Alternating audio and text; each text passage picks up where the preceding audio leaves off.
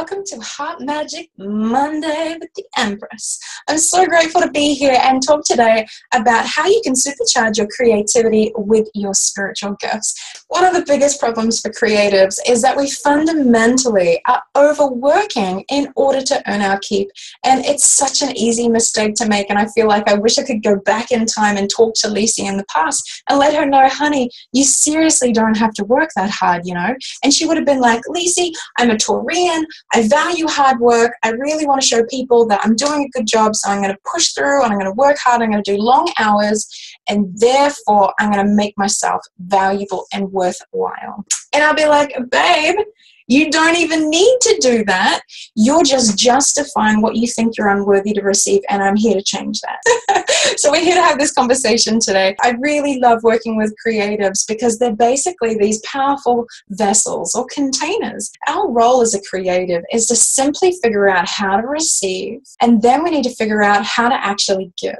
Now, let me give you an example. My two sacred, luscious books that I published this year were about 300 hours of investment for both of them. That's 300 hours of writing, editing, refining, graphic designing, organizing. And a lot of the time what we do is that we take full responsibility for the creation and we presume that we're the creator. And when we do that, what we're doing is we're disconnecting ourselves from the source of true creation and taking too much ownership and putting too much of the hard work on our own shoulders. Now that I've been in business for 9 years, I'm really here to promote ease. Can we make it easy? I really want to make it easy. We think that we need to do it on our own. We're not understanding that our nature as a vessel is simply to receive and then give. One of the things that I find people really neglect in their creative work is the acknowledgement of their spiritual gifts. Remember that if we have a physical aptitude, it comes with an inherent spiritual aptitude. For example, our physical eyes can see, and therefore our spiritual eyes can see clairvoyantly. Our physical ears can hear, and therefore we can clairaudiently hear spiritual messages through our spiritual ears. Once again, there's so many aptitudes that we have that are actually also representations of spiritual gifts in the same area. When we don't know how to receive, we try to create based on our own thinking and our own past experiences. That is hard. It is time intensive. Trust me, I've done it. And it's really, really hard work. It's rigorous on our body. I am here to promote ease. I'm here to promote simplicity because it's very, very rare. All you need to figure out is, how do I receive?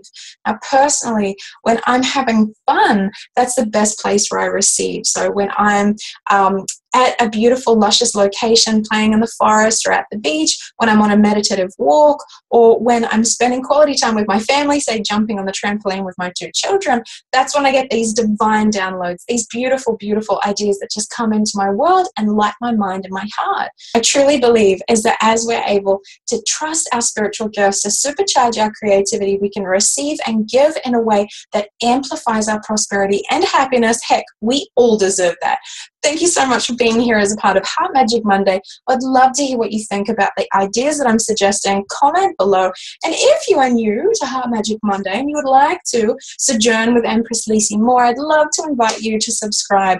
This channel is dedicated to the healers, helpers, and leaders of the world, the people who truly want to deepen into their truth and rise in their purpose to make a difference. So I have published my two books this year. Holy heck, man, what an amazing process. This book I released and self-published 3 years ago, where I teach people the sacred art of self-healing. This book contains the 13 principles of how you can heal your own heart. I actually use stories from my own life of how I was led to intuitively heal my own anxiety, my own eating disorder, and attract true love. I am so, so thrilled that I have packaged that sacred information, and you can now order it online from Amazon, or you can get an ebook through your Kindle, and it's going to be absolutely transformational, powerful holiday reading. I also have Divine Purpose. This is the next level. This gets even more intense, where we're actually following the 7 chakras, and we're using the story of Ishtar. She's an ancient Babylonian goddess who actually descended